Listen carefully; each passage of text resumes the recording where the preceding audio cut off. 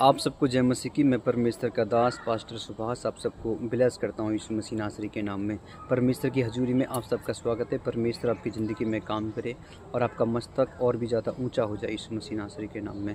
मैं बताना चाहता हूँ कि परमेश्वर का आत्मा आपको बताना चाहता है कि वो आपकी ज़िंदगी में वो आशीष देना चाहता है यीशु मसीह के नाम में। जितने लोग अपनी ज़िंदगी में उपवास करते हैं, प्रार्थना करते हैं, परमेश्वर कह रहा है कि उनको मैं बढ़ाऊँगा और वो बढ़ने के लिए बुलाए गए यीशु मसीह के नाम में। हालेलुया।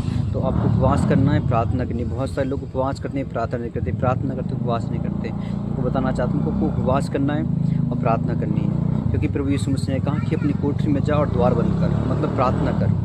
फिर कह रहा है कि अपने सर पे तेल मल और मुँह धो। इसका मतलब है ये साइन है, ये कंपल्सरी है कि जो यीशु मसीह पे विश्वास करते हैं उनको प्रार्थना करना ही करना है। शैतान उस इंसान को, उस व्यक्ति को डुबा के रखेगा अगर वो प्रार्थना नहीं करेगा, उपवास नहीं करेगा, उसको उनके विचारों में उसको फंसा के रखेगा और वो कभी भी उन विचारों से बाहर नहीं आ सकता बिना उपवास प्रार्थना के।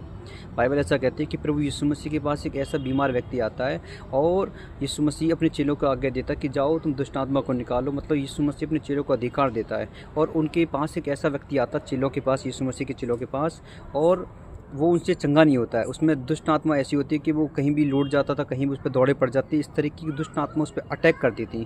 पर बाइबल ऐसा कहती है कि यीशु मसीह के चेले थे, उन्होंने खूब प्रार्थना करी उसके लिए, खूब उनके लिए मतलब भविष्यवाणी करी होंगी, पर वो ठीक नहीं हुआ। तो यीशु मसीह के पास वो व्यक्ति आता है कि कहता है कि हे मेरे प्रभु, ये तेरे चेलों से ठीक नहीं हुए। तो यीशु मसीह कह रहा है उसको मेरे पास लेकर मैं उसको ठीक करूँगा। क्यों ठीक करूँगा? क्योंकि यीशु मसीह आपको बताना चाहता है कि बिना उपवास के छुटकारा नहीं है, बिना उपवास प्रार्थना के छुटकारा नहीं है। तो यीशु मसीह के पास वो व्यक्ति आता है और यीशु मसीह उसको आज्ञा देता है और वो दुष्ट आत्मा निकल जाती है और वो व्यक्ति चंगा हो जाता है। तो यीशु मसीह के चेले यीशु मसीह के पास आते हैं और बाद में उसको पूछते हैं कि प्रभु ये हमसे चंगा क्यों नहीं हुआ? तूने हमें अथॉरिटी दी है, पावर दी है, अधिकार तूने हमें दिए, तूने हमें शक्ति दी है, पर ये हमसे क्यों नहीं ठीक हो रहे? तो यीशु मसीह ने कहा कि ये जाति बिना उपवास के नहीं निकलती, बिना उपवास की प्रार्थना के नहीं निकलती है। उनको क्योंकि उन्होंने जब तक उपवास रखे नहीं थे यीशु मसीह के टाइम तक, क्योंकि यीशु मसीह उनके साथ था, इसलिए उन्होंने उपवास नहीं रखे।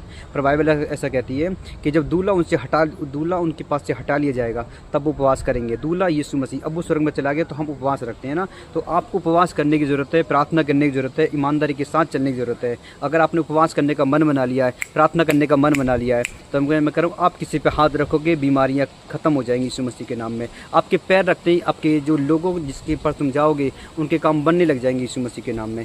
यीशु मसीह जहाँ भी गया उनके काम बनने लग जाते थे यीशु मसीह के नाम में। तो मैं कह रहा हूँ आपको उपवास करना है, प्रार्थना करनी है, परमेश्वर आपकी ज़िंदगी में काम करोगे। जहाँ आप हाथ रखोगे वो लोग आशीषित हो जाएंगे यीशु मसीह के नाम में। यूसुफ अपनी ज़िंदगी में सबसे कामयाब क्यों था? क्योंकि उसने अपनी ज़िंदगी में परमेश्वर की महिमा करी थी। आपको परमेश्वर की महिमा करनी, उपवास करना है। परमेश्वर आपको इस वचन के द्वारा आशीष दे। God bless you. जय मसीह की।